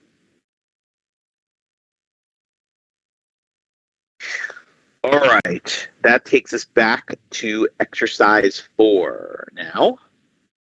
So in exercise 4, and again, if you did not finish up to exercise 3 previously, you'll have some time to do that. But in exercise 4, let me scroll down here because I was... All right, exercise 4. So in exercise 4, you're going to be creating a register block, okay? 16-bit register with synchronous control. All right, so it's a little different from the code examples, but you can use the examples in the slides as a starting point for this. So it has 16-bit input, synchronous clear, it has a synchronous clock enable, and 16-bit output. And you want to make sure that you follow the rules that are here for how the output should change based on the input signals. Okay. As always, use the same names. There were a couple people who did not use these names and they ran into trouble when they ran the simulation. So the names that are in these diagrams is exactly what's set up in the simulation, and if you don't use the exact names, that's where you're going to get errors in your simulation. Okay? So make sure you use the same names and run the simulation, and you will see the results of your register here. All right, that's 4A, and then there's also a 4B. In 4B, you're creating a simple counter. So this is very similar to the counter I showed earlier, creating a 2-bit counter with asynchronous control.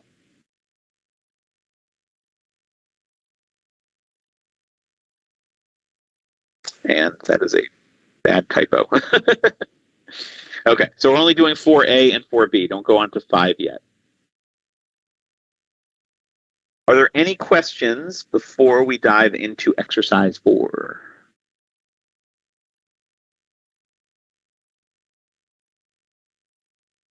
Okay, so go to it. Again, of course, I am available for help. Make sure everybody has a machine. I think everybody.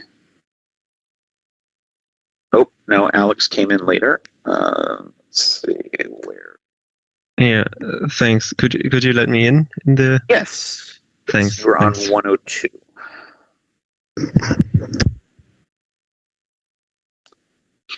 Do you have the link, or do you need me to post the link again? Oh, you were in already. Duh. You have the link. So, yes, you're in already. All right. So, we're starting this lab at about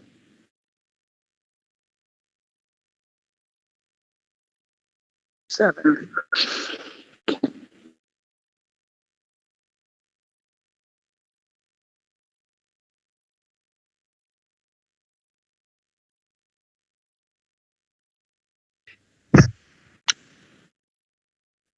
Sorry, Stephen. What was the password again for the account? Sure. Hold on.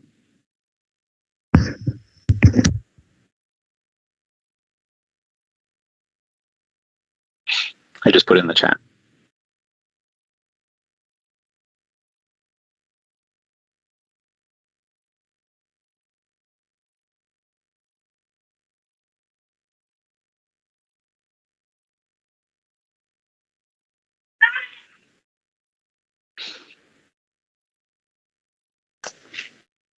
Okay.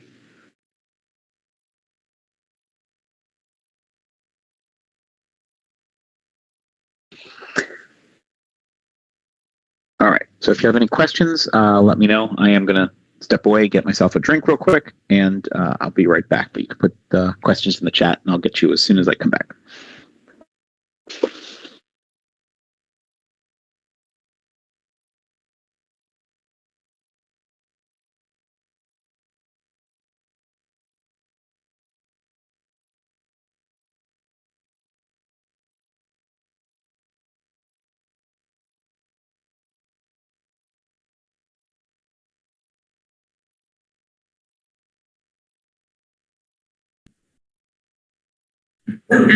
Aquí en el ejercicio 4 está pidiendo que realicemos un registro. Únicamente es un elemento que va a guardar 16 bits, pero tiene que estar sincronizado, es decir, que tiene que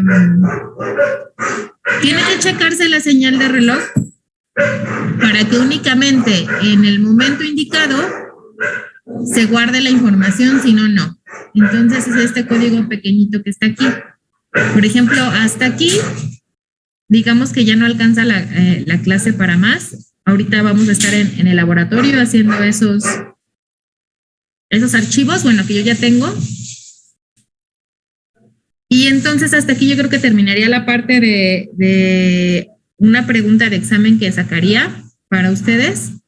Desde el momento en que les dije hasta ahorita, Voy a encontrar, no sé, algo que haya puesto en las diapositivas. Si es que no se entiende lo que dice, pues algo de las diapositivas. El chiste es que hayan intentado poner un poquito de atención. No sé si tengan una duda hasta ahorita, los que se necesiten retirar o tengan otra clase y los que se quieran quedar, igual son bienvenidos. ¿Tienen alguna duda?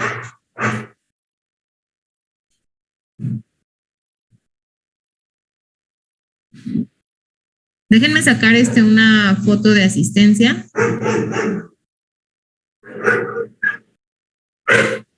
Voy a dejar de compartir para poderla sacar porque así no puedo.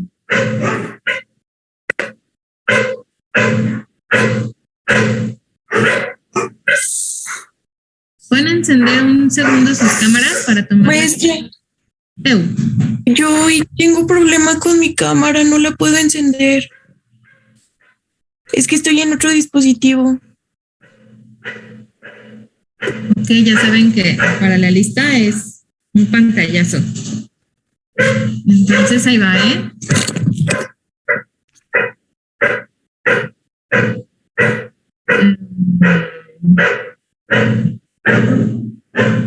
Espérenme. Ok, nada más pónganme en el chat los que tienen problemas en este instante. Ya voy a sacar los que estén, los que no están.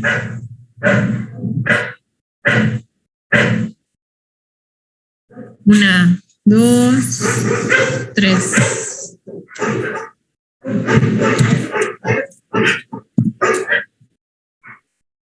Me la guardo porque si no. Ok, entonces pongan su nombre en el chat los que tuvieron problemas. Nada más fue Ramón y Natalia. Los demás, quién sabe dónde andaban. Gracias por atender. Hubiera estado padre que hubieran estado desde el primer día porque pues obviamente está dando todo lo de Verilog en 2 días, entonces no está fácil tampoco. Yo igual no lo domino todo, hay varias cosas que no he usado hasta ahora, porque bueno, no las he necesitado, con lo que sé ha sido suficiente, pero siempre es importante conocer qué más hay y tratar de hacerlo también. Igual ustedes, bueno, con los chicos, con los grupos que he tenido, igual con lo básico ha sido suficiente para que, bueno, ellos hayan entregado los laboratorios, igual con ustedes. No van a practicar absolutamente todo lo que están viendo o lo que menciona, porque pues hace falta más de un curso, ¿no? Yo creo que un curso exclusivo para Verilog.